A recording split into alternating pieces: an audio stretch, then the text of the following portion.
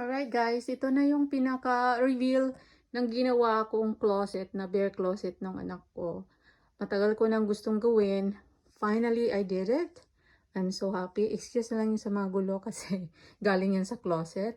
So, ito naman is, I'm sure my daughter gonna love that. It's a surprise for her, you know. So, ito na. Here you go. There you go. At least ganyan, marireach niya na. Unlike before, it's too hard like that. Lagi niyang inaasakin na, Mommy, I can't reach. At saka meron siyang special na, kumbaga akyatan niya, hagdan, that she could move if she gonna get something higher. Itong taas niya, gagawin ko pa siya ulit ng bar dyan para lagyan ko ng basta paglagyan kasi sayang yung taas para malagyan pa.